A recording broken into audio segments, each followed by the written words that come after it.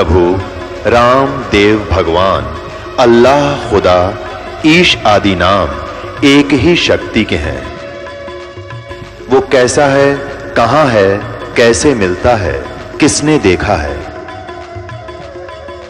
ये प्रश्नवाचक चिन्ह पूर्ण रूप से हटाने के लिए अवश्य सुनिए जगत गुरु तत्वदर्शी संत रामपाल जी महाराज के अमृत वचन, सर्व पवित्र धर्मों के पवित्र शास्त्रों के आधार पर।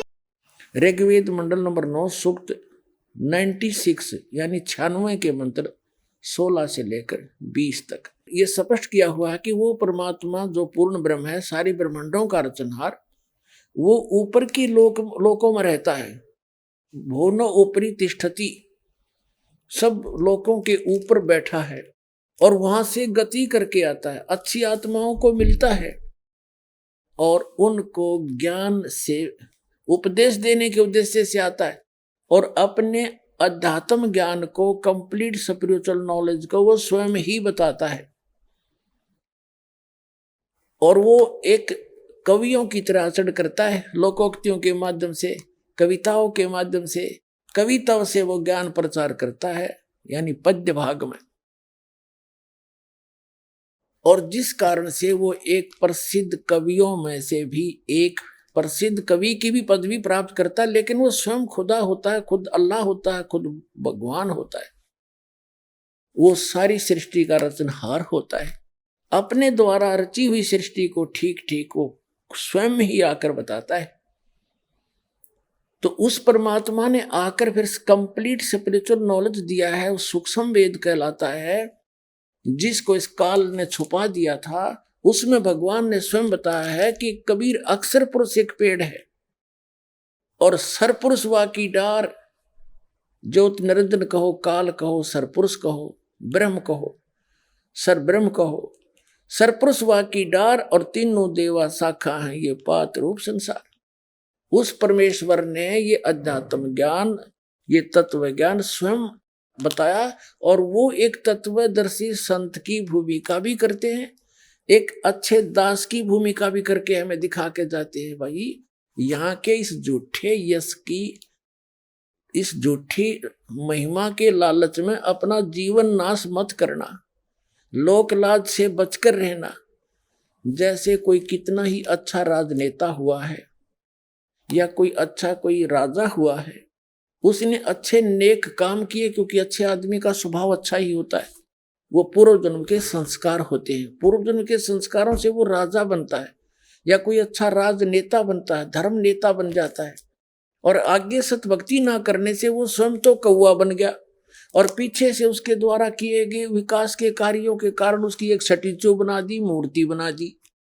एक वर्ष में एक दिन उसका पानी पात मार के, धो धा के, धूप धाप दे के, माला डाले वो उसकी पार्टी वाले, और वो कौवा बन के उसी के ऊपर बैठ के माथे में बीट करने लग रहा हो ने। तो ये बताया है, मन तू सुखे सागर बसरे और ना ऐसा यसरे। उस सतलोक में चल भाई, इससे बढ़िया तेरा और कोई यश नहीं, कोई महिमा नहीं। यहाँ की फोकट महिमा है। आज राजा है, कल गधा बन जाएगा, बता के महिमा हुई यहाँ की। तो इस लोक लाज से हटकर साधु संत अपने परमात्मा के ज्ञान के आधार से अपना जीवन निर्वाह किया करते हैं, अपनी मर्यादा में चलते हैं और अपनी भक्ति को बचा कर रखते हैं। तो उस परमात्मा ने स्वयं एक अच्छे दास की भूमिका, अच्छे नागरिक की भूमिका, अपना काम करके खाना, कर्तव्य, नेक काम करना, साथ में भगवान की भक्ति भी करके दिखाई। और भगवान तो थे ही थे, सारे ब्रह्मांड चला रहे थे बनारस में बैठकर। तो उन्होंने बताया है कि अक्षर पुरुष एक पेड़ है, सरपुरुष वा की डार और तीनों देवा शाखा है, ये पांच रूप संसार। अब जड़ कौन है, वो इस दास को भेजा है वो मूल बताने के लिए। एक मूल कौन है, ये देखिए, ये ऊर्ध्व मूलम अधः शाखम। ऊर्ध्व माने ऊपर को, मूल माने जड़ और नीचे को शाखा वाला। ये गीता ज्ञान दाता ने सिर्फ इतना बताया है। और छंदासी यस्य प्रणानी, जिसके ये छंद माने विभाग, जड़, तना, डार, ये शाखा और पत्ते, इन सब को जो बतावेगा स वेदवित। ये देखिए, श्रीमद् भगवत गीता अध्याय नंबर 15 का श्लोक नंबर 1 में देखिएगा। ये अथ पंथ 10वां अध्याय 15वां। ऊर्ध्व मूलम अधः शाखम अश्वत्थम प्राहु अव्यम छंदासी यस्य प्रणानी ये तम वेद स वेदवित्। इनका अनुवाद पढ़ो, कितना अड़ंगा है इसमें। ऊर्ध्व मूलम आदि पुरुष परमेश्वर मूल वाले, ये बिल्कुल सही कहा है इन्होंने। ये वैसे इसका अर्थ है ऊपर को जड़ वाला। इन्होंने कहा कि आदि पुरुष परमेश्वर ये मूल है, जड़ है। अरे इन्होंने क्या कहा, आदि पुरुष नारायण वासुदेव भगवान ही नित्य और अनंत और सबके आधार होने के कारण सबसे ऊपर नित्य धाम में सगुण से वास करने के कारण ऊर्ध्व नाम से वो कहे गए हैं। तरह के भैया ये कृष्ण के बांध रहे थे सारा सेरा। ये है आदि पुरुष परमेश्वर, ये बिल्कुल ठीक है। ये आदि पुरुष परमेश्वर कौन है? ये श्री कृष्ण नहीं है। यहां भूल लग रही थी इनको। ये श्री कृष्ण जी को मान रहे थे कि ये आदि पुरुष परमेश्वर है। नहीं, यहां गलती लगी हुई थी, पूरे विश्व के लगी हुई थी।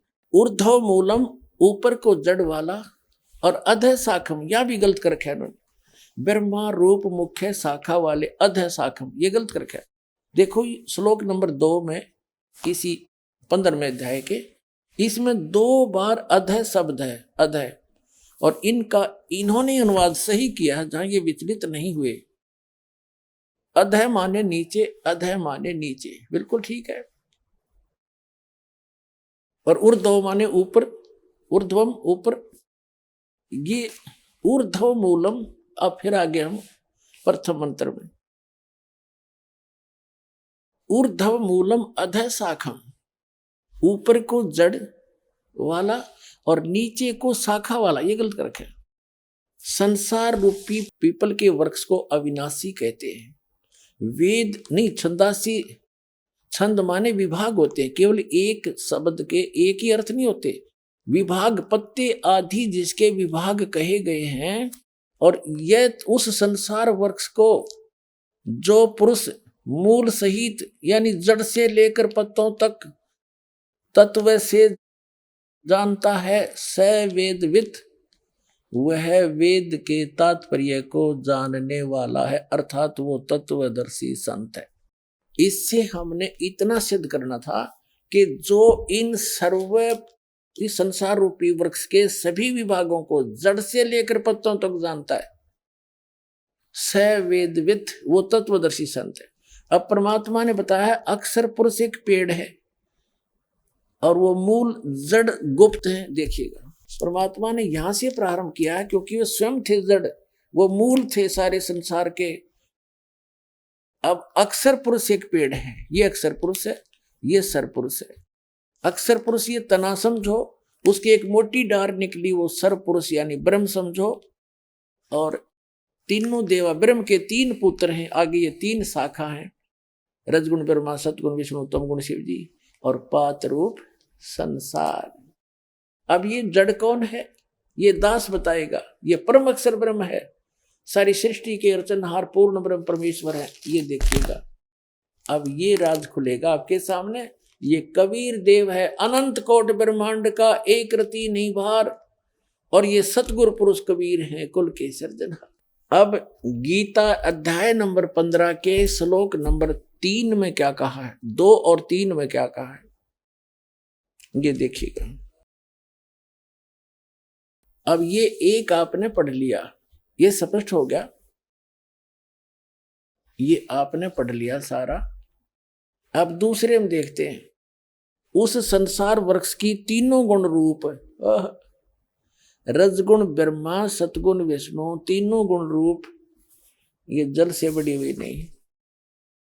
विषय पर वाला शाखा, विषय पर वाला शाखा, विषय विकारों वाली ये शाखाएं हैं, नीचे और ऊपर, सर्वत्र नहीं। देखो अब हम फिर इसका सहयोग लेंगे।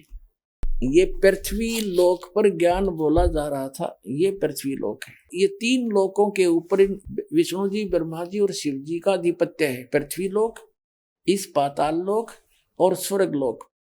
तो यहां ये बोला जा रहा था ज्ञान पृथ्वी पर, ये कहते हैं ऊपर स्वर्गलोक तक और नीचे पाताल तक, ऊपर और नीचे केवल इन इन स्थानों पर इन तीनों की रेंज है, इन तीनों लोकों के ऊपर इनका अधिपत्य है, एक एक विभाग के ये मंत्री हैं, इतना समझो, ऊपर और नीचे, सर्वत्र नहीं। मूल पाठ में भी सर्वत्र नहीं है। अब देखिएगा श्रीमद् भगवत गीता अध्याय नंबर 15 का हम मंत्र नंबर 2 पढ़ रहे हैं, ये यहां से शुरू हुआ है। अध्याय नंबर 15 का श्लोक नंबर 2। उस संसार वृक्ष की तीनों गुण रूप रजगुण ब्रह्मा जी, सतगुण विष्णु जी, तमगुण शिव जी। पहले ये क्लियर करते हैं, ये देखिएगा मार्कंडे पुराण आपको दिखाते हैं, ये मार्कंडे पुराण है और गीता प्रेस गोरखपुर से प्रकाशित है।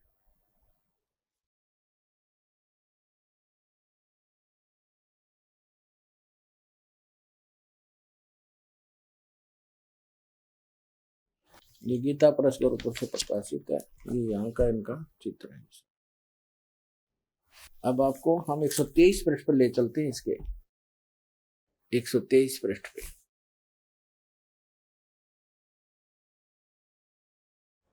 संक्षिप्त मार्कंडे पुराण, या मार्कंडे जी बोल रहे हैं। मार्कंडे जी बोले मुने, ये सब कुछ बताते बताते इसके सामने आ जाते हैं आप। इस तरह स्वयंभू परमात्मा की 3 अवस्थाएं होती हैं, रजोगुण प्रधान ब्रह्मा, तमोगुण प्रधान रुद्र, सत्व प्रधान विश्वपालक विष्णु हैं। यही 3 देवता हैं और यही 3 गुण हैं। अब ये स्पष्ट हो गया कि रजगुण ब्रह्मा, सतगुण विष्णु, तमगुण शिव जी, इन 3 देवता कह लो और चाहे 3 गुण कहो।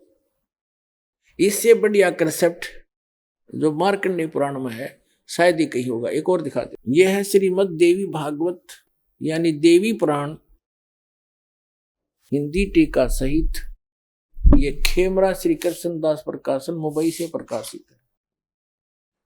अथ देवी भागवतम सभाष्टीकम समातम, खेमरा श्री कृष्ण दास प्रकाशन मुंबई 4।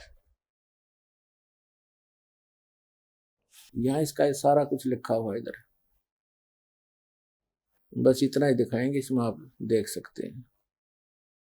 अब इसके हम यहां पहुंचते हैं 3रे स्कंद में। अथ श्री देवी भागवते भाषा टीका युक्ते 3य स्कंद प्रारंभते, 3रा स्कंद प्रारंभ हो गया। अब इसके हम यहां आते हैं, यह है पृष्ठ नंबर 11 और भाषा टीका 3य स्कंद अध्याय 5 में। यहाँ 8वां श्लोक है, भगवान शंकर के अपनी माता दुर्गा की महिमा सुनाते हैं। हे माता, यदि हमारे ऊपर सदा आप दया युक्त हो तो हमको तमोगुण में किस प्रकार प्रदान किया, और ब्रह्मा रजोगुण और हरि यानी विष्णु को सतोगुण क्यों युक्त किए।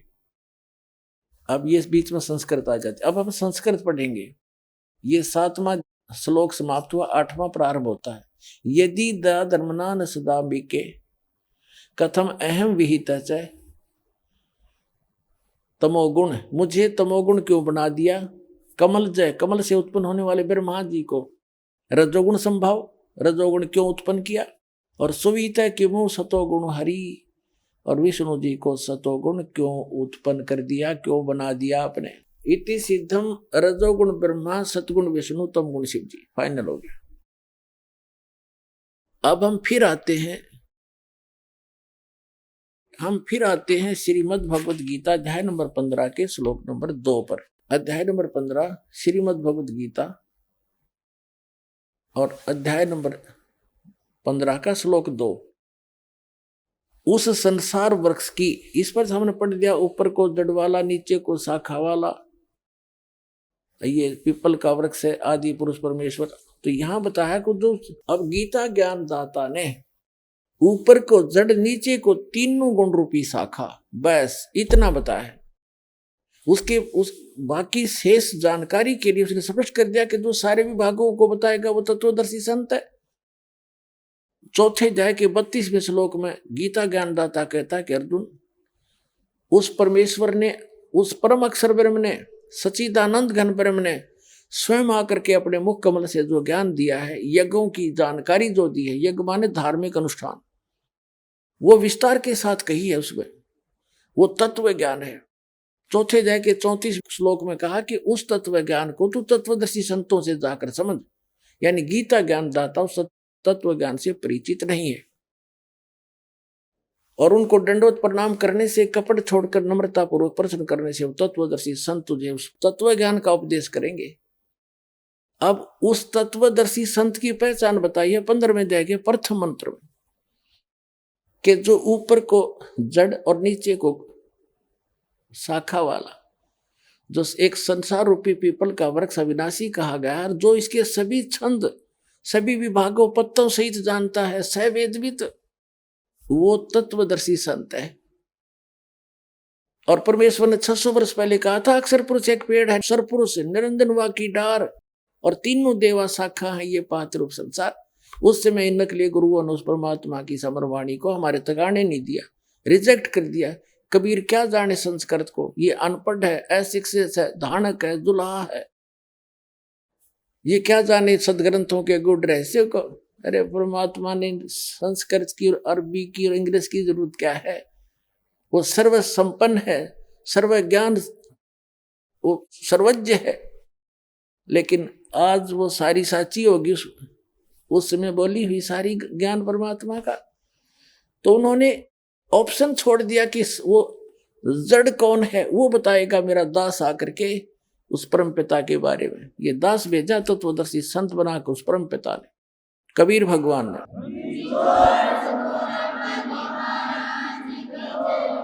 अब इसमें क्या बताया है कि उस संसार रूपी वृक्ष की 15वें अध्याय के, देखिए 15वें अध्याय का अब हम पढ़ेंगे दूसरा श्लोक।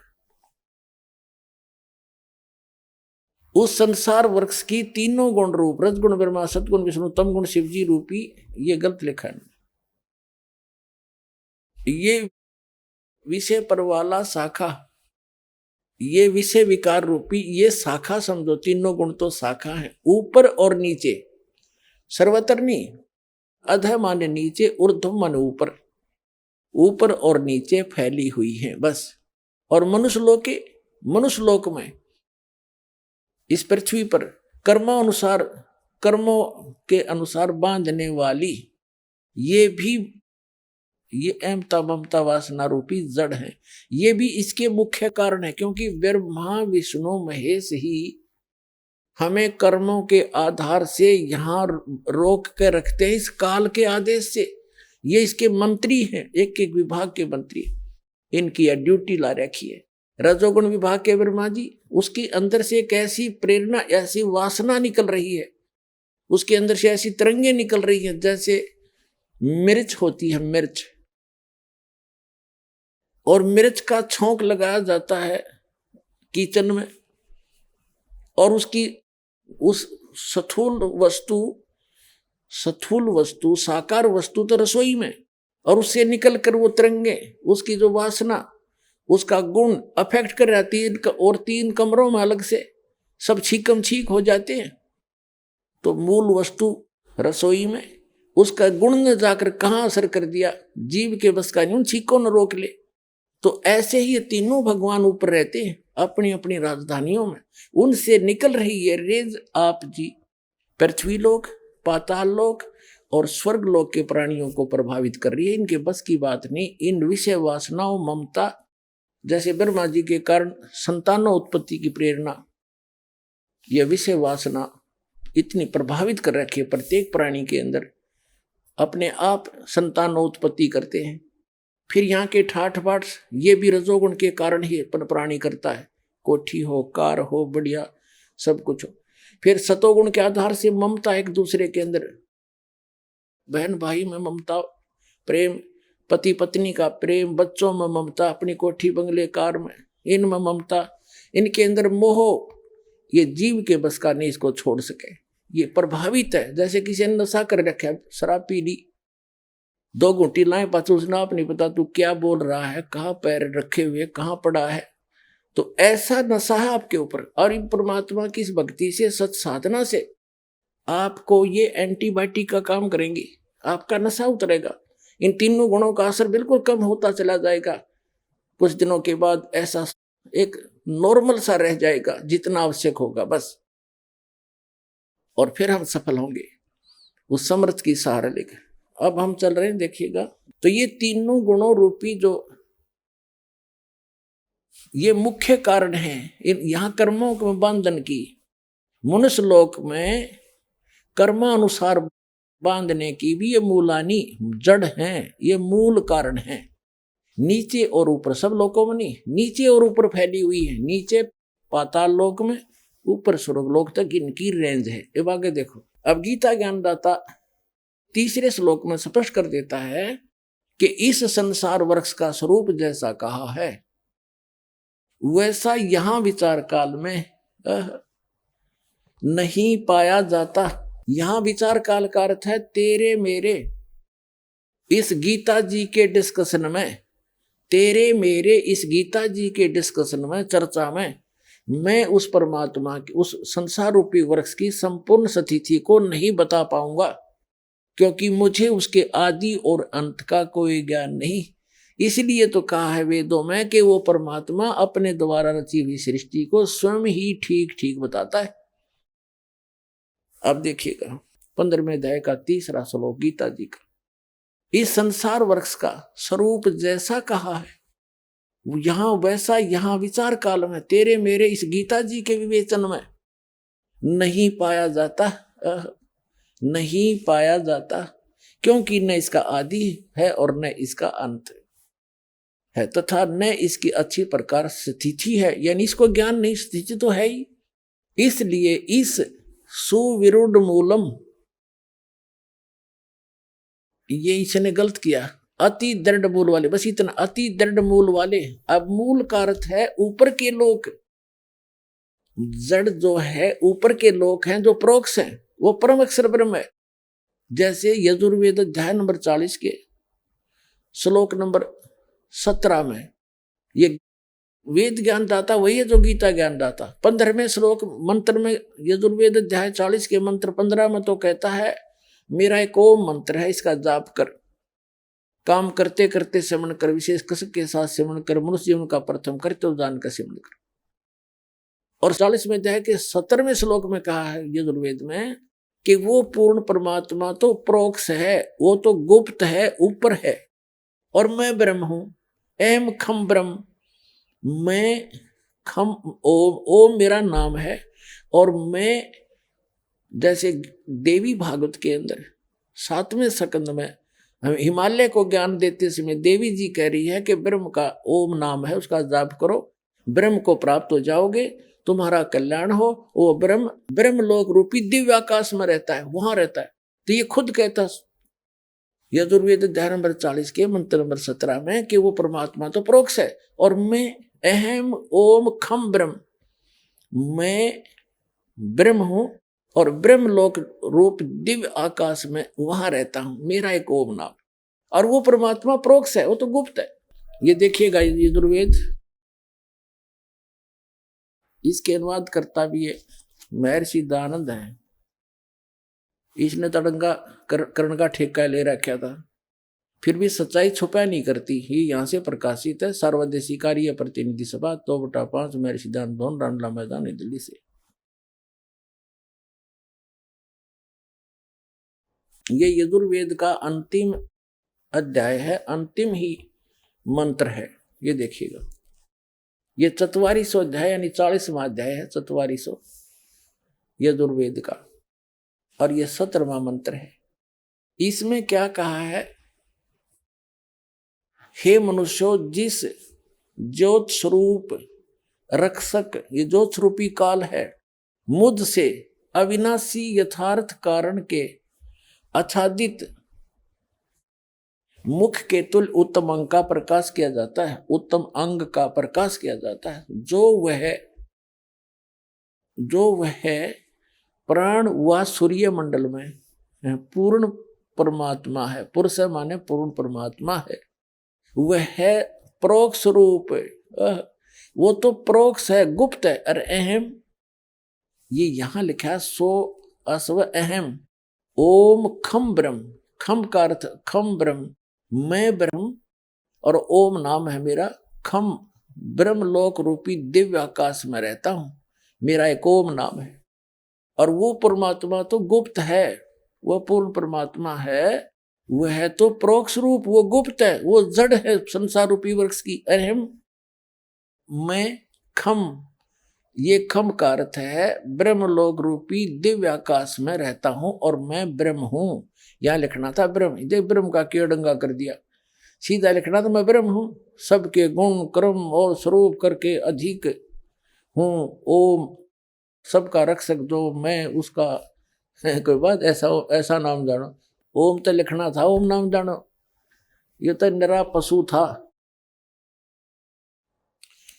इसने कक का पता नहीं था डंगा कर दिया। सीधा सा अर्थ है कि वो परमात्मा तो प्रोक्ष है, और ये वेद ज्ञान दाता वही है, गीता ज्ञान दाता वही है, और कहता है मेरा एक ओम नाम है और मैं ब्रह्मलोक रूपी दिव्य आकाश में रहता हूं और मेरा एक ओम नाम है। वो परमात्मा तो प्रोक्ष है, वो गुप्त है, तो ये जड़ है, वो जड़ रूपी भगवान वो गुप्त है। अब यहां बता रहा है कि श्रीमद् भगवत गीता अध्याय नंबर हम 15 पढ़ रहे हैं और श्लोक नंबर हम 3 पढ़ रहे हैं, 2 पढ़ लिया, तीसरा पढ़ रहे हैं। इस संसार वृक्ष का स्वरूप जैसा कहा है वैसा यहां विचार काल में तेरे मेरे गीता के डिस्कशन में नहीं पाया जाता, न इसका आदि है और न इसका अंत है और न इसकी अच्छी प्रकार कोई स्थिति है। इसलिए इस सुविरुद्ध मूलम यानी ऊपर को जो जड़ है वो गुप्त है, उसको तत्वदर्शी संत बताएगा। परमात्मा ने जैसे पृथ्वी से बाहर जो वृक्ष दिखाई देता है उसके विषय में बताया है कि अक्षर पुरुष एक पेड़ है, तना से पेड़ शुरू हो गया और जड़ गुप्त रहेगी और सरपुरुष वहां की डार और तीनों देवा शाखा हैं, ये पात्र रूप संसार।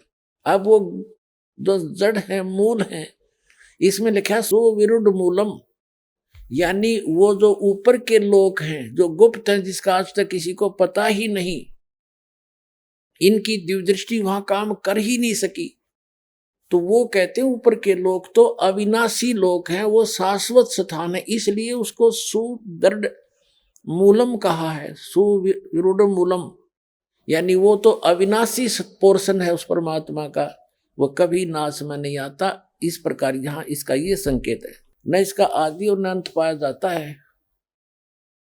और इसलिए इस सुविरुद्ध मूलम, ऊपर के लोग जो शाश्वत स्थान हैं, मूल वाले इस संसार रूपी पीपल के वृक्ष को दृढ़ेन माने दृढ़, असंग शस्त्रेण, यह लिखना था तत्व ज्ञान रूपी शस्त्र द्वारा, छितवा माने काटकर, अर्थात इस उलझी हुई गुत्थी को उस तत्व ज्ञान जो चौथे अध्याय के 34वें श्लोक में 32वें श्लोक में कहा, उस तत्व ज्ञान रूपी शस्त्र से इसको काट के, कबीर साहब कहते हैं और ज्ञान सब ज्ञान डी, कबीर ज्ञान सो ज्ञान, और जैसे गोला तोब का युग करता चला मैदान।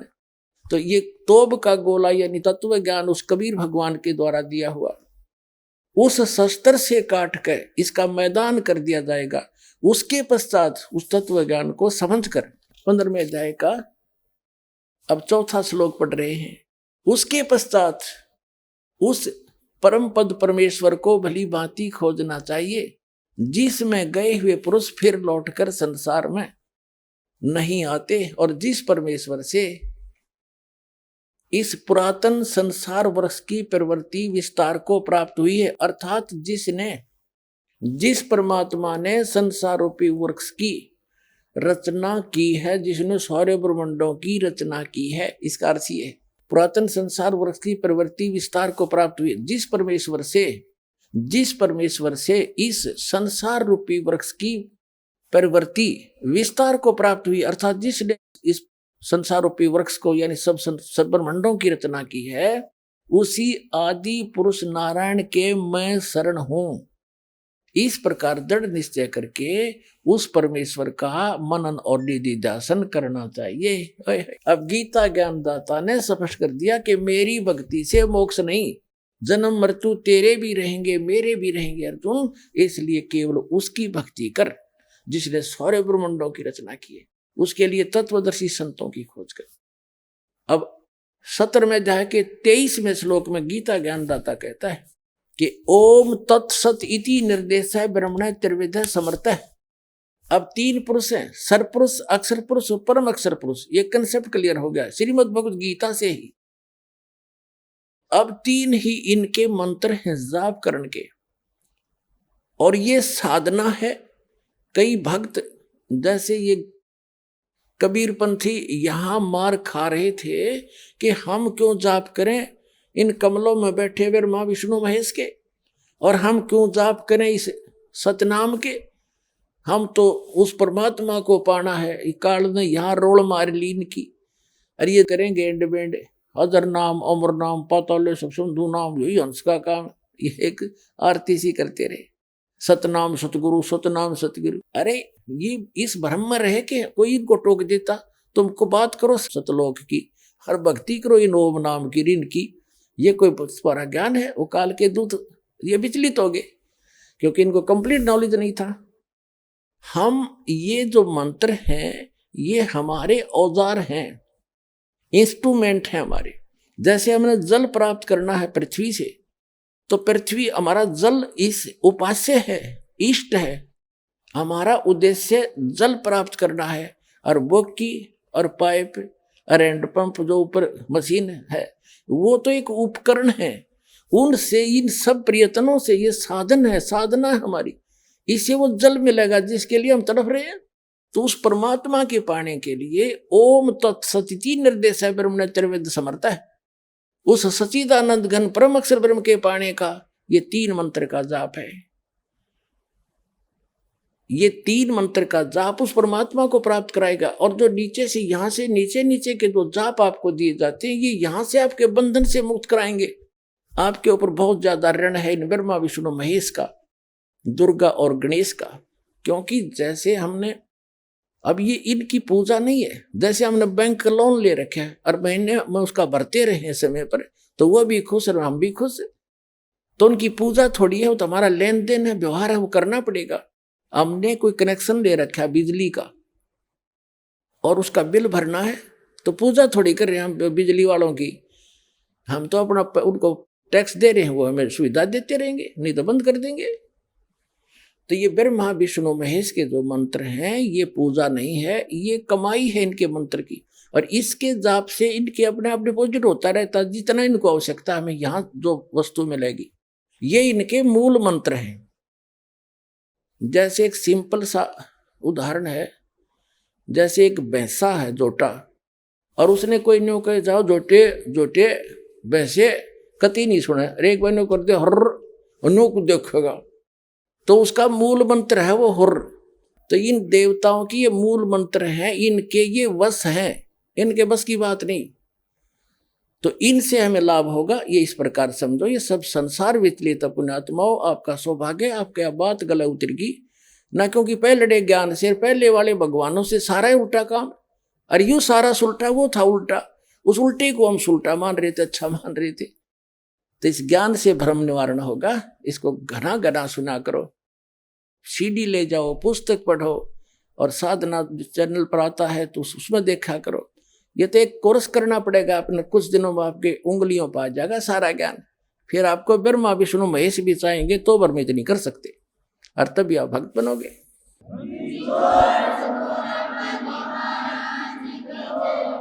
ये देखिएगा श्रीमद् भगवद गीता का अध्याय 17 का और श्लोक नंबर 23 में ओम तत्सत इति निर्देश ब्रह्मण त्रिविध समर्थ ब्राह्मणा तेन वेदा च यज्ञा च विहिता पुरा।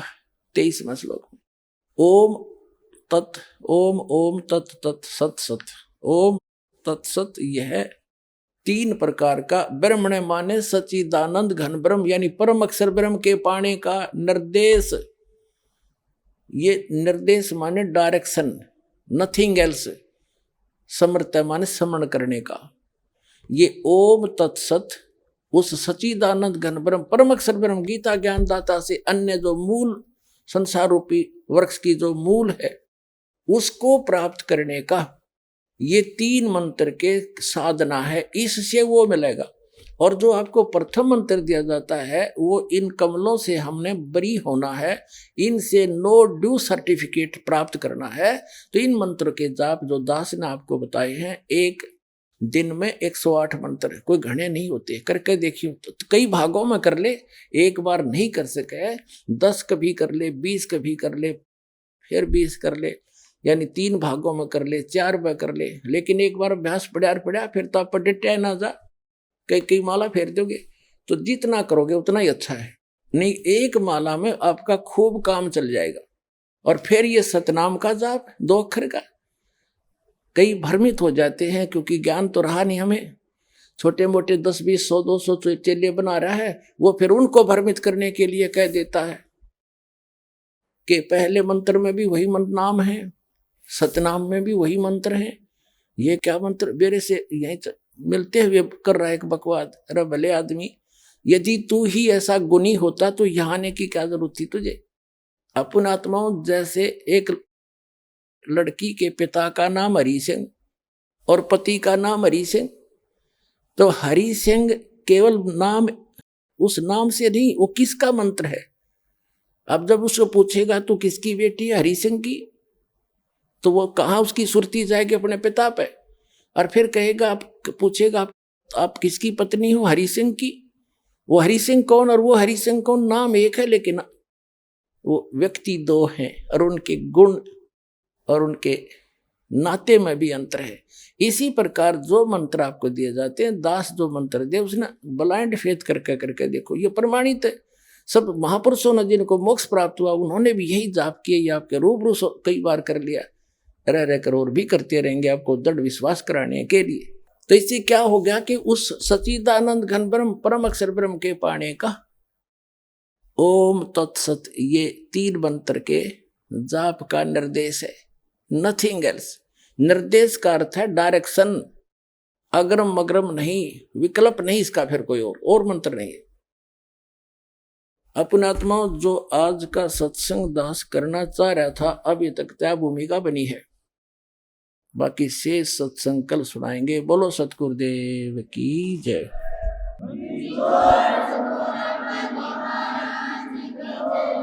परम पिता परमात्मा पूर्ण ब्रह्म सारी सृष्टि के रचनहार कबीर परमेश्वर जी की असीम रजा से पुण्यात्मा आप ये सत्यनारायण कथा सुनने के लिए उपस्थित हुए। अभी तक हमने जिन भी भगवानों को सत्यनारायण मान करके साधनाएं की, वो हमारी अबोधता थी, हमें ज्ञान ठीक से नहीं मिला था। हम श्री विष्णु जी को सत्यनारायण मानकर उनकी कथा सुना करते थे। सत्यनारायण का अर्थ है, सत्य माने अविनाशी, नारायण माने मीन है यानी भगवान परमात्मा जो जल के ऊपर विराजमान होने वाला। नार माने जल, आयन माने उस पर आकर के विराजमान होने वाला, उसको नारायण कहते हैं। तो सत्य माने अविनाशी, नारायण माने परमात्मा, वो भगवान जो जल के ऊपर आकर विराजमान होता है, वहां निवास करता है। तो श्री विष्णु जी सतोगुण भगवान हैं, ये नासवान हैं।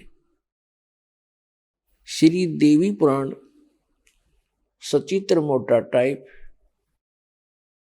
गीता प्रेस गोरखपुर से प्रकाशित के 123 पृष्ठ पर उसमें स्पष्ट लिखा हुआ है, विष्णु जी कहते हैं अपनी माता दुर्गा से कि तुम शुद्ध स्वरूपा हो, ये सारा संसार आप ही से उद्भासित हो रहा है, मैं ब्रह्मा और शंकर आप ही की कृपा से विद्यमान है। हमारा तो आविर्भाव माने जन्म और तिरोभाव मीन मृत्यु होती है, हम अविनाशी नहीं। तो हमने गलती से इस चतुर्भुजी भगवान विष्णु जी को सत्यनारायण मान लिया, हमारे धर्म गुरुओं को ज्ञान नहीं था। अब सत्यनारायण अविनाशी भगवान कौन है? सत्य साहिब कहो, सत्यनारायण कहो, परम अक्षर ब्रह्म कहो, ये कौन है? ये असंख्य ब्रह्मांड का रचनेहारा और संचालक, इन सब का जनक है। वो कौन है? उसका शुभ नाम क्या है? उनका शुभ नाम है बंदी छोड़ कबीर साहेब, कबीर परमेश्वर सत कबीर, यानी सत साहेब। सत साहेब तो उसकी उपमा है, उनका गुण है, और वास्तविक नाम उनका है कबीर परमेश्वर। तो वो कौन है? जो काशी के अंदर 120 वर्ष तक एक जुलाहे की भूमिका, दानक की भूमिका करते हुए पूरे विश्व को ज्ञान प्रदान किया करते थे। वो परमात्मा सत्यनारायण है, सत्य साहेब है। पुण्यात्माओं, ये ज्ञान कहां से हुआ कि ये सत्यनारायण है? ये ज्ञान हमें इस दास को कैसे हुआ? परमेश्वर की एक वाणी पढ़ी कबीर भगवान की कि वेद मेरा भेद है, मैं ना वेदन के माही, और जौन वेद से मैं मिलूं ये वेद जानते नहीं। ये चारों वेद मेरी ही महिमा का गुणगान कर रहे हैं, मेरी महिमा बता रहे हैं, लेकिन इन वेदों में वर्णित विधि से मेरी प्राप्ति नहीं हो सकती। इनसे हटकर एक और वेद है जिसको सूक्ष्म वेद कहते हैं, जिसको तत्व ज्ञान भी कहते हैं। उस वेद के अंदर मेरे पाने की विधि है और उसका ज्ञान इन वेदों में किसी में नहीं। तो यहां परमात्मा ने कहा है कि वेद मेरा भेद है और मैं ना मिलूं वेदन के माही, और जौन वेद से मैं मिलूं वो वेद जानते नहीं। इसका प्रमाण कहां है? श्रीमद् भगवत गीता अध्याय नंबर 4 के श्लोक नंबर 32 में गीता ज्ञानदाता कहता है कि अर्जुन, जो अभी आपने सुना श्लोक 25 से लेकर 31 तक कि कोई तो देवताओं की पूजा करता है, कोई हठ योग करता है, कोई तीक्ष्ण व्रत रखता है, अहिंसावादी बनकर घूमता है, कोई स्वाध्याय करते रहते हैं, कोई केवल योग अभ्यास करते हैं, कोई प्राणों की श्वासों की गति को आते जाते देखते रहते हैं। ये सभी साधक अपनी साधना को पापनाशक जानते हैं, इसको अच्छा मानते हैं, तभी तो वो कर रहे हैं। जब उनको ज्ञान होगा कि साधना ठीक नहीं है तो तुरंत त्याग देंगे। और चौथे अध्याय के 32वें श्लोक में बताया है कि उस परमेश्वर ने, सच्चिदानंद घन ब्रह्म ने अपने मुख कमल से तत्व ज्ञान बोलकर सुनाया है। वो सच्चिदानंद घन ब्रह्म की वाणी है, वो तत्व ज्ञान है। उसके अंदर ये यज्ञों की जानकारी, यज्ञ माने धार्मिक अनुष्ठानों की जानकारी विस्तार के साथ की गई है, वो तत्व ज्ञान है। उसको जानने से फिर सभी पापों से मुक्त हो जाता है प्राणी। चौथे अध्याय के 34वें श्लोक में कहा कि उस तत्व ज्ञान को तू तत्वदर्शी संतों के पास जाकर समझ। उनको दंडवत प्रणाम करने से, कपट छोड़कर नम्रतापूर्वक सरलतापूर्वक प्रसन्न करने से वे तत्वदर्शी संत तुझे उस तत्व ज्ञान का उपदेश करेंगे। अब श्रीमद् भगवत गीता जो है वेदों का सारांश है, चारों वेदों का, और बहुत ही निर्णायक ज्ञान है श्रीमद् भगवत गीता के अंदर। अब यजुर्वेद अध्याय नंबर 40 के मंत्र 10 से लेकर 13 में एक विशेष ज्ञान दिया है। वेद ज्ञान दाता कौन है? यही जो गीता ज्ञान दाता है। इसने कहा है, वेद में कहा है कि कोई तो परमात्मा को संभवात माने जन्म लेने वाला अवतार रूप में मानता है, जैसे श्री राम, श्री कृष्ण या अन्य 9-24 जो अवतार माने जाते हैं, ऐसे मानता है। कोई कहता वो जन्म लेता ही नहीं, असंभवात है। इसकी जानकारी तत्वदर्शी संत देते हैं, उनसे सुनो। इससे सिद्ध हो गया कि वेद में वो ज्ञान नहीं है। यदि वो कंप्लीट ज्ञान होता तो ये श्लोक, ये शब्द वेद में नहीं होते। और इसी का सारांश श्रीमद् भगवद गीता है, और श्रीमद् भगवद गीता अध्याय नंबर 4 के श्लोक नंबर 34 में भी यही कंसेप्ट क्लियर किया है, यही स्पष्ट कर दिया है कि वो तत्वदर्शी संत उस तत्व ज्ञान से परिचित हैं, उनसे पूछो तो गीता के जी के अंदर भी वो ज्ञान नहीं है। वो सच्चिदानंद घन ब्रह्म ने जो अपने मुख कमल से बोला वो तत्व ज्ञान है, वो सूक्ष्म वेद है, और उसकी जानकारी इस दास के अतिरिक्त इस विश्व में किसी के पास नहीं है, क्योंकि उस परमात्मा ने स्पेशल इसी काम के लिए भेजा है।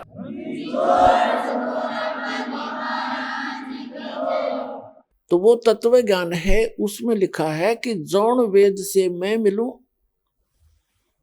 ये वेद जानते नहीं।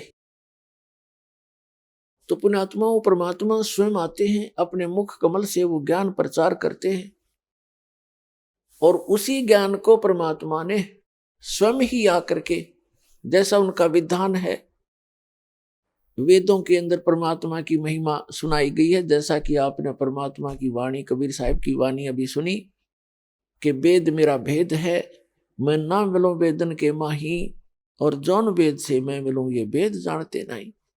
ऋग्वेद मंडल नंबर 9 सूक्त 86 मंत्र नंबर 26 और 27 में, ऋग्वेद मंडल नंबर 9 सूक्त 82 मंत्र 1, 2, 3 में, ऋग्वेद मंडल नंबर 9 सूक्त 54 मंत्र 3 में, ऋग्वेद मंडल नंबर 9 सूक्त 20 मंत्र 1 में, ऋग्वेद मंडल नंबर 9 सूक्त 94 के मंत्र नंबर 1 में, ऋग्वेद मंडल नंबर 9 सूक्त 95 के मंत्र 2 में, ऋग्वेद मंडल नंबर 9 सूक्त 96 यानी 96 के मंत्र 10 से लेकर 20 में।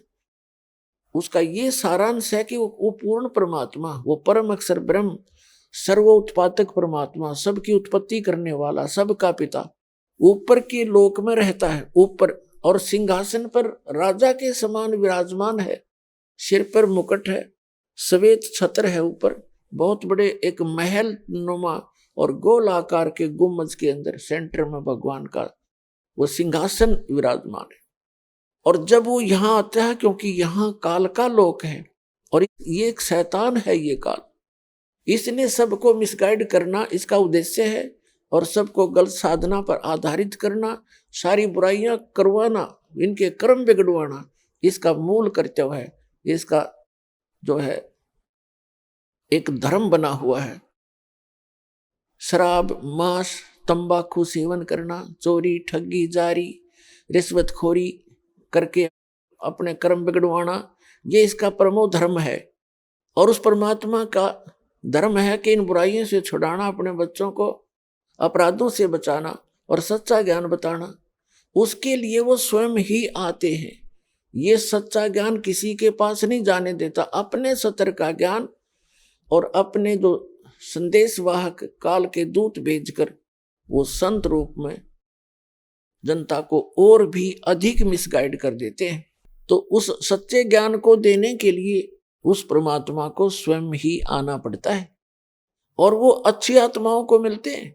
आइए अब हम उन श्रद्धालुओं के अनुभव जानते हैं जो जगत गुरु तत्वदर्शी संत रामपाल जी महाराज जी से दीक्षा प्राप्त कर चुके हैं तथा उनके द्वारा बताए गए भक्ति मार्ग पर चल रहे हैं। नमस्कार सर। सत साहिब जी।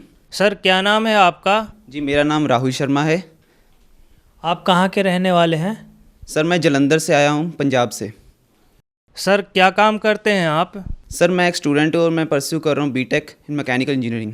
सर संत रामपाल जी महाराज की शरण में आने से पहले क्या आप कोई भक्ति साधना करते थे? सर संत रामपाल जी महाराज जी की शरण में आने से पहले मैं हनुमान जी की बहुत पूजा करता था। उनका हनुमान चालीसा और बजरंग बाण ये सब मैं करा करता था, और साथ ही मैं शिव मंदिर है हमारे पहले मैं आदमपुर में रहा करता था, एयरफोर्स स्टेशन, मेरे फादर एक गवर्नमेंट एम्प्लॉई हैं, एयरफोर्स स्टेशन में काम करते, तो वहाँ पर एक शिव मंदिर हुआ करता था, तो वहाँ पर रोज़ मैं जल अर्पित करता था शिवलिंग पर। और साथ में ब्राह्मण समाज में होने के कारण हवन यज्ञ वगैरह ये सब हमारे घर पे चलते रहते थे, तो ये साधना मैं सर किया करता था। सर आपने बताया कि आपने हनुमान जी की और शिव जी की पूजा की, तो इन सब भक्ति साधनाओं से आपको क्या क्या लाभ हुए? सर इन भक्ति को करने से पहले मैं एक स्टूडेंट होने के नाते मैं इनकी एक भक्ति किया करता था। इस कारण एक स्टूडेंट क्या सोच सकते कि वो उसकी एक पढ़ाई सफल हो, उसकी नौकरी लगे, उसकी पढ़ाई सफल हो, तो मैं इस उद्देश्य से मैं उनकी पूजा किया करता था। और भक्ति मार्ग के बारे में मुझे ज़्यादा पता नहीं था, मैं बस इस कारण से उनकी पूजा किया करता था, जिसके कारण संत रामपाल जी महाराज जी के जब से सत्संग सुनना शुरू किया तो हमें पता लगा कि वो साधना जो हम कर रहे हैं उससे कोई लाभ हमें प्राप्त नहीं होगा, क्योंकि वो बिल्कुल शास्त्र विधि के विरुद्ध साधना थी। जब हमने संत रामपाल जी महाराज जी ने एक वाणी बोली थी हनुमान जी की के लिए, एक वाणी बोली थी, उसमें हनुमान जी का एक नाम आया था, क्या था वो, माई मसाणी सेठ शीतला भैरव भूत हनुमंत, परमात्मा उनसे दूर है जो इनको पूजंत। अब इसमें ये मुझे मेरी वाणी ये मुझे दिमाग में खटकी और मैंने देखा कि मैं हनुमान जी की पूजा कर रहा हूँ और उसमें क्या लिखा कि हनुमान की पूजा करने से परमात्मा हमें नहीं मिलेगा, तो परमात्मा नहीं मिला तो हमें लाभ भी नहीं कुछ होगा। सर आपने बताया कि पहले की भक्ति साधनाओं से आपको कोई लाभ नहीं हुए, तो सर फिर आप संत रामपाल जी की शरण में कैसे आए? सर संत रामपाल जी महाराज जी की शरण में आने के पीछे एक कारण था। मेरे मम्मी पापा ने पहले आदमपुर डमुंडा से एक संत थे, कबीर पंथी थे, उन्हीं से ही नाम ले रखा था। उनसे जो भक्ति साधना में थी वो कर रहे थे, तो पापा को सत्संग सुनने का बहुत शौक़ हुआ करता था, उनकी एक लगन लगती थी सत्संग सुनने में। तो उनका समय कुछ ऐसा था, वो शाम के समय आते थे और सत्संग लगा लेते थे। तो हम उनका विरोध भी करते थे, क्योंकि कई बार हमारा वो सीरियल का टाइम होता था तो हम वो सत्संग लगा लेते थे, इसके कारण हमारा तो उसमें मन नहीं बनता था, हम जितनी साधना थी वो हम किया करते थे। तो जब से वो उन्होंने संत रामपाल जी महाराज जी का जैसे ही सत्संग लगाया एक दिन, तो पहले दिन ही हम अपने सीरियल वगैरह सब भूल गए और संत रामपाल जी महाराज जी के वचनों में ऐसी शक्ति थी कि हम उनका सत्संग सुनने लगे। और उनका सत्संग सुनते सुनते हम रोज़ उनके सत्संग सुनने लगे। और जब पापा आदमपुर डमुंडा से एक संत थे, तो वहाँ से एक सतनाम ऐसे मंत्र का जाप मिला था। तो जब उन्होंने गुरुजी ने प्रमाण सहित दिखाया कि वो सतनाम जो है वो 2 अक्षर का नाम है, कोई ऐसा नाम नहीं जो सतनाम कहने से कोई लाभ नहीं मिलेगा जब तक वो 2 अक्षर का नाम नहीं मिलेगा। ऐसे नानक जी की वाणी में थी, सोई गुरु पूरा कहावे जो 2 अक्षर का भेद बतावे, एक छुड़ावे एक पढ़ावे ता प्राणी निज घर को जावे। और कबीर साहिब जी की वाणी में भी लिख रखा है, कहे कबीर अक्षर 2 भाग, वो होगा खसम तो लेगा राख। और वो संत रामपाल जी महाराज जी ने जब बाले मर्द आने वाली जन्म साखी में से बताया कि ये 2 अक्षर के नाम है, और ऐसे कई जगह से प्रमाणित करके संत रामपाल जी महाराज जी ने बताया कि असली सतनाम कौन सा है, और उस जिससे जाप कर, जिसे नानक देव जी ने जाप किया और अनेकों संतों ने, गरीबदास साहिब ने, मलूकदास साहिब ने, दादू साहिब ने, इन सब संतों ने जिसका जाप किया, जिसके कारण वो पार हुए, तो वही नाम जपने से हमारा भी मोक्ष होगा और हमें जो भी लाभ मिलेंगे वो उसी से ही मिलेंगे। तो संत रामपाल जी महाराज जी की दया से वो मंत्रों का वो सही उच्चारण, वो जो जैसे मंत्र करने उसका हमें ज्ञान हुआ। फिर पापा को पता लगा तो पापा संत रामपाल जी महाराज जी की शरण में जल्दी से गए। सर आपने संत रामपाल जी महाराज से नाम दीक्षा कब ली? सर मैंने 2014 में नाम दीक्षा ली थी, 20 अप्रैल। सर संत रामपाल जी महाराज से नाम दीक्षा लेने के बाद क्या आपको कोई लाभ प्राप्त हुए? सर मुझे संत रामपाल जी महाराज जी की शरण में आने से बहुत लाभ मिले। ऐसे खोजत एक वाणी थी, खोजत खोजत मैं फिरा कारण अपने राम, वो राम जैसे संत मिले जिन तारे सब काम। अब वो मुझे संत रामपाल जी महाराज जी सतगुरु वो मिले जिन्होंने मेरे ये काज सवारे। संत रामपाल जी महाराज जी जैसा कहते हैं कि उनकी शरण में आने से, वो कबीर परमात्मा की शरण में आने से भी लाभ मिलेगा। अन्य किसी परमात्मा से हम मांगेंगे तो हमें जितना हमने पूर्व जन्म में किया है वही हमें मिल पाएगा। संत रामपाल जी महाराज जी की शरण में आने से मेरे परिवार में भी काफ़ी सुख मिला, जिससे हमारे पहले बहुत लड़ाई कलेश हुआ करता था, पारिवारिक झगड़े हुआ करते थे, रिश्तेदारों से झगड़े हुआ करते थे। संत रामपाल जी महाराज जी की शरण में आने से वो सब ठीक हुआ।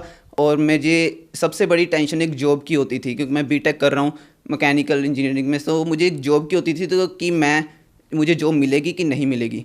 तो संत रामपाल जी महाराज जी की दया से मुझे जॉब मिली एक MNC कंपनी में, और मैं काफ़ी शुक्रगुजार हूँ।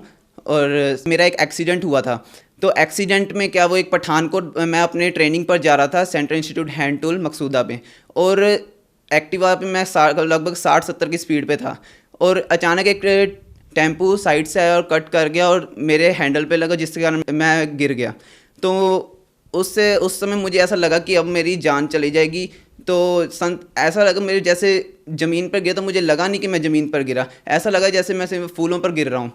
और संत रामपाल जी महाराज जी की दया से उस टाइम मुझे बहुत कम चोटें आई, और इवन वो सड़क लगातार चलती है। मेरी मम्मी को बीपी हाई होता था, उनका 200 से कभी कम नहीं आता था, जो कि अब संत रामपाल जी महाराज जी की जब से तारीखें लगानी शुरू की है उन्हें, तो उनके घुटनों में भी काफ़ी फ़र्क है और बीपी भी उनका ठीक है। मेरी सिस्टर की एक मैरिज हुई, तो सिस्टर की मैरिज बिल्कुल सही तरीके से एक रमैनी के साथ हुई, जिसमें बिल्कुल दहेज की डिमांड, जिसमें बिल्कुल दहेज नहीं लिया गया। सबसे बड़ी टेंशन में यही होती थी कि पता नहीं किससे शादी होगी, कितना दहेज देना पड़ेगा, तो पापा बिल्कुल चिंता में रहा करते थे। जो सिस्टर की शादी होने के बाद हमारी बिल्कुल टेंशन ख़त्म हो गई। संत रामपाल जी महाराज जी ने इतनी अच्छी एक मुहिम अपनाई है, जिससे दहेज रहित शादियां और ये शराब नशे से दूर रहना, ऐसे जो सरकार नहीं आज तक लागू कर पाई, वो संत रामपाल जी महाराज जी के शिष्य अपना रहे हैं। और कोई भी आज संत रामपाल जी महाराज जी का शिष्य कोई ना दहेज लेता है, ना देता है, ना कोई शराब मदिरा मांस ये सब को छूता है, ना उन्हें खाता है। अगर मैं संत रामपाल जी महाराज जी के शरण में ना होता तो शायद आज नशे में मैं भी पड़ा होता, क्योंकि मेरे पीयर सर्कल ऐसा है कि वो नशे करते हैं और कई बार मुझे भी ऑफ़र करते हैं, तो मैं उसे बिल्कुल मना करता हूँ। इवन उन्हें समझाता हूँ कि भाई ये बिल्कुल हानिकारक भी है सेहत के लिए, और भक्ति मार्ग से भी ये बिल्कुल सही नहीं है। सर, लोगों का कहना है कि भक्ति बुढ़ापे में करनी चाहिए, लेकिन आप इतनी छोटी उम्र में भक्ति पे लग गए, आपका क्या कहना है? जी, ये बात सही है, क्योंकि लोग कहते हैं कि भक्ति बुढ़ापे में करनी चाहिए। तो जैसे मैंने आपको बताया कि मेरा एक्सीडेंट हुआ था, तो अगर मैं उस एक्सीडेंट में अगर मेरी वो मौत होती, तो अगर मैं उस समय जीवित ना रहता, मैं बुढ़ापे तक क्या पता पहुंच ही ना पाता, तो मैं क्या भक्ति करता। तो ये बिल्कुल कहना गलत है कि बुढ़ापे में ही भक्ति होती है। भक्ति जो है वेदों में भी लिखा है कि वो 3 साल से शुरू हो जाती है। अगर हमें कोई फ़ायदा हो रहा है तो कोई ये नहीं देखेगा कि मैं बुढ़ापे तक जाऊंगा और मैं तब भक्ति लूँगा। जब हमें अपने फ़ायदे की चीज़ लग रही है तो ऑब्वियसली हम उसे ग्रहण करेंगे। सर, जन समुदाय को आप क्या संदेश देना चाहेंगे? संत रामपाल जी महाराज जी की शरण में आएँ और अपना कल्याण कराएं, क्योंकि मानस जन्म ही ये दुर्लभ है जो मिले ना बारंबार। जैसे तरुवर से पत्ता टूट गिरे तो बहुर ना लागे डार, कि एक जब अगर मानुष जन्म नहीं रहा तो आपको कुछ करने का फ़ायदा नहीं, क्योंकि मानुष जन्म हमें बड़ी मुश्किल से मिलता है। 84 लाख की यूनियाँ भुगत कर फिर जाके एक मानुष जन्म मिलता है, जिसमें जाकर हमें केवल भक्ति करनी चाहिए। क्योंकि जो काम हम कर रहे हैं ये तो सभी जानवर जीव जंतु भी कर रहे हैं। परिवार को पालना, उनको बच्चे वगैरह पालना, जो भी सब कुछ करना है ये सब दूसरे जीव भी कर रहे हैं। तो हमारा मानुष जन्म क्यों हुआ, क्यों हम सबसे डिफरेंट है, क्यों हमें माइंड दिया। आप सभी से प्रार्थना है, कर जोड़कर ये प्रार्थना है कि जल्दी से आए, संत रामपाल जी महाराज जी के सत्संग सुने, उन्हें अपने वेदों शास्त्रों से मिलाएं और देखें कि क्या वो सच बता रहे हैं कि नहीं। संत रामपाल जी महाराज जी की ज्ञान गंगा पुस्तक है उसे पढ़ें, जीने की राह पुस्तक है उसे पढ़ें और देखें कि भक्ति मार्ग असली क्या है, और जल्दी से आएँ और अपना कल्याण कराएं। सर, अगर कोई संत रामपाल जी महाराज से नाम दीक्षा लेना चाहे तो कैसे ले सकता है? जी, बहुत सारे चैनलों पर और अनेकों चैनलों पर संत रामपाल जी महाराज जी का सत्संग आता है। आप उसमें से देखकर नीचे पीली पट्टी दी हुई है, उसमें आप नंबर को मिलाकर ज्ञान गंगा पुस्तक मंगवा सकते हैं और उनसे बात करके आप संत रामपाल जी महाराज जी के नामदान केंद्र पर जाकर नाम दीक्षा भी ले सकते हैं और अपना कल्याण करवा सकते हैं। धन्यवाद सर। Ji, thank you.